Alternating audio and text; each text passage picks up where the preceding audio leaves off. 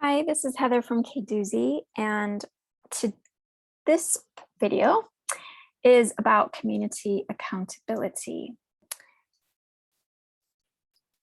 We're now in the series of videos and workshops where we're looking at ways of doing things differently, given that we've been raised in this white supremacy culture, which makes it difficult for us to be close to one another, makes it difficult for us to hear one another. It makes it difficult for us to apply complex thinking and creativity to issues, makes it difficult for us to collaborate. It makes us vulnerable to people telling us what to do and what to think. Makes us vulnerable to simplistic solutions that don't actually work for everyone. It makes us difficult to be humble and curious about the perspectives from people who have not benefited from the system in the same way that we may have done. And this can turn up in not recognizing when we're believing stereotypes about ourselves or others. It means that we have trouble hearing other people because of the way that they speak to us. It makes it scary and unattractive when we're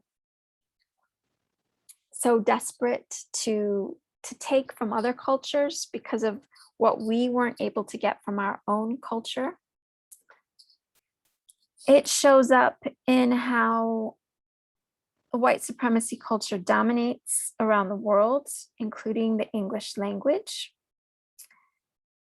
And all of this can reveal things around privilege and how we think about the world, how we think about now and the future, and the binary, the false dichotomy of violence versus nonviolence, and how fear as one of the white supremacy culture patterns keeps us from being able to look at the reality of the system the way it is.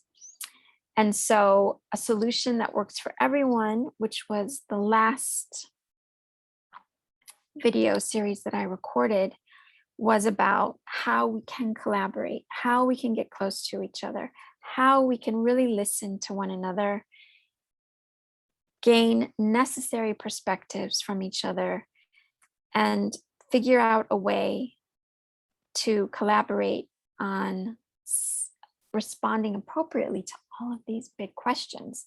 So now we're going to look at things like accountability, and then the next in the series is justice, and then we're going to look at mutual aid and support pods, which come out of disability justice movement. Okay, so community accountability. We are going to look at harm, check in at the white supremacy culture patterns that this plays out in around accountability. We're going to look at a framework on reparations and look at more broad cases of harm. And there won't be a comfort break because you can just pause the video whenever you need to. Okay, so first, harm. I would love for you to pause the video here and think about different ways that harm happens in your home, if you live with other people, with people at work, with friends. So just kind of interpersonal harm that takes place. Just come up with a few examples.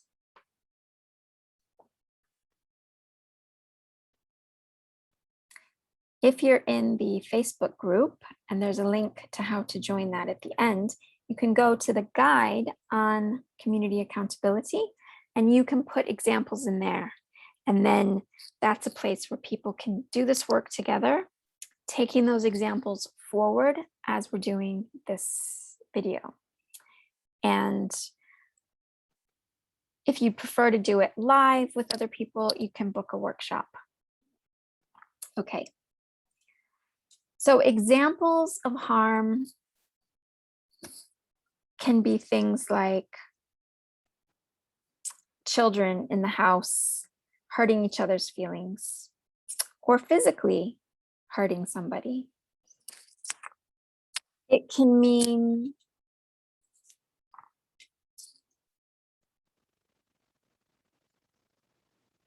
a spouse spending money that the two of them hadn't agreed to spend money on. And so that the other person, it could feel very harmful that this was done because it was a betrayal of trust, thought that we make financial decisions jointly. So there's that kind of betrayal of trust. Obviously, infidelity. When somebody feels jealous, even if there wasn't infidelity, there can be harm in that relationship. It can feel harmful if someone forgets your birthday. This could be you're an adult and your parent forgets your birthday, or your best friend forgets your birthday. That can feel like harm. Harm when a friend stops speaking to you. Harm at work around racist remarks, around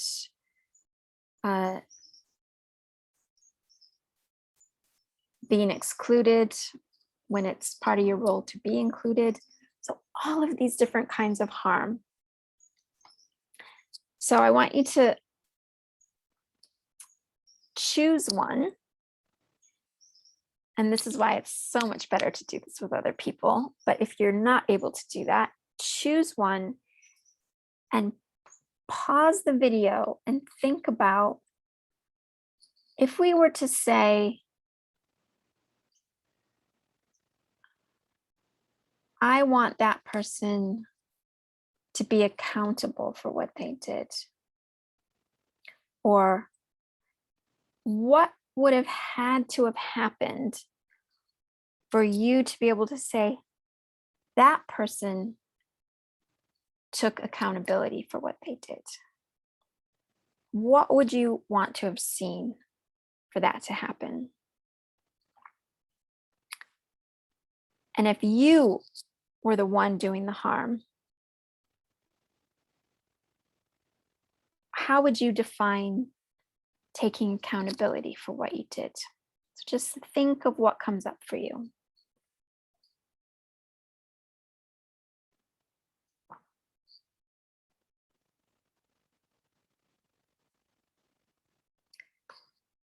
So we're going to look at the white supremacy culture patterns that have been written by Tima Okun. Her website's whitesupremacyculture.info. And there will be links in the description. And we're just going to look at ways that that accountability doesn't happen in our culture for these reasons. So again, I invite you to pause the video and note down in the Facebook group, the guide under community accountability, or just for yourself, note down how these patterns play out around the theme of accountability. So if you pause it now, then you'll get a chance to engage your own thinking in it before you hear mine.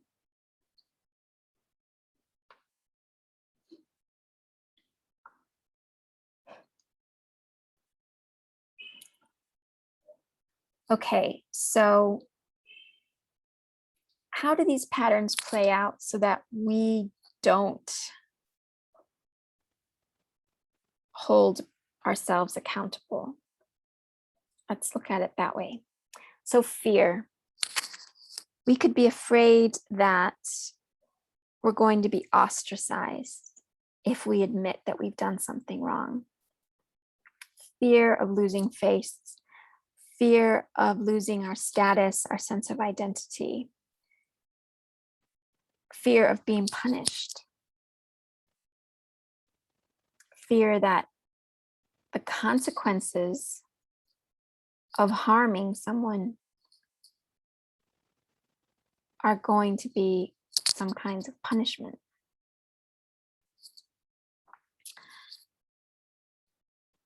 Other patterns. Well, in the case of punishment, we could say that some people think that there's only one right way to hold people accountable, and that's punishment. And that if you do something wrong, the consequences are always the same. Now look at how this plays out with children and parents, where go to your room is the consequence, no matter what has been done wrong. It's not taking into account the context. It's simplistic. It's binary thinking. All these things are going to come up in these patterns, aren't they? Perfectionism, where, how can I be held accountable for someone? How can it be claimed that I've harmed someone when everything I do is perfect? And we don't want to look at the things that have gone wrong.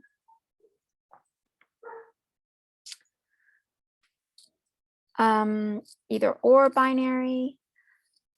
Yes, the idea that it's prison or nothing. Those are the only ways that we can, those are the only consequences when someone breaks the law. It's a fine or not. It's prison or not. It's very simplistic. It doesn't take into account the actual context of the harm being done.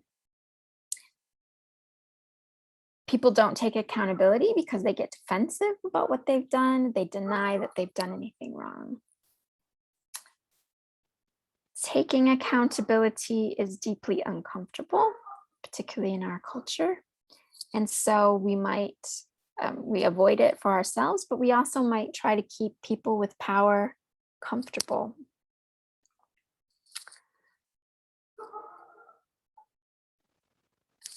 If the way that we've harmed somebody is complex, then a lot of things are going to be brought up. There's going to be a lot of tension brought up. It means we're trying to avoid conflict by not looking into what happened for real. Accountability, we're going to look at a framework of accountability called the reparations framework. But accountability is about relationships. And maybe this came up for you when you were thinking about ways that you would define accountability. And, we're not going into that yet, especially as I don't know what you wrote down. However, it's not an individualistic thing. And in our culture, we're constantly trying to individualize everything. And so, in the face of climate change, it's your job to recycle, to buy an electric car. It's very individual. Whereas accountability is more relational. It's more systemic. And so if we live in a culture that's very individualistic, we're not going to have kind of an infrastructure for people to take accountability in a meaningful way. And then it becomes more of the binary of a certain kind of punishment that we're used to. Now pause the video again to have a look at these last few patterns to see how you think they might play out.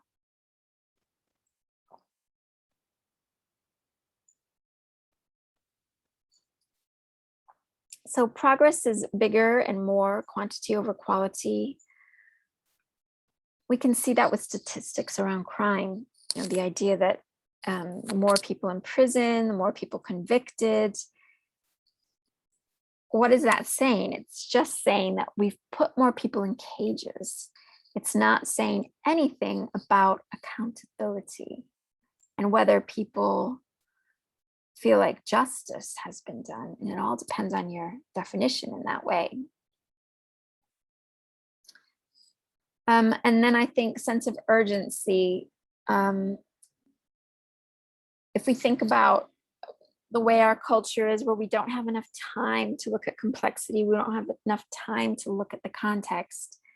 So if you've got parents and kids and there's a conflict and someone's hurt the other one, you don't have time to go through like what actually happened and the complexity of you know, what triggered that person to lash out in that way and the effects that it had on that person. Instead, it's like, go to your room, no screen time until tomorrow, you know, something like that. It's we don't have time. And it's not the fault of parents that we live in a society that is so deeply oppressive to parents, that makes parents feel guilty all the time. We have all this pressure. We don't have a culture of extended families, villages, raising children.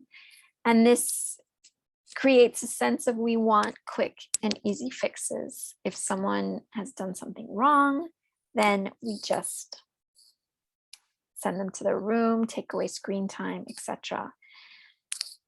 With adults, we could give each other the silent treatment as a quick and easy way to punish one another, rather than taking the time to really look at what's going on, what the pattern has been in the relationship, what's at the root of it, which likely won't even be personal. It's something about, you know, the way we were raised that makes us vulnerable to particular responses that then don't go down well.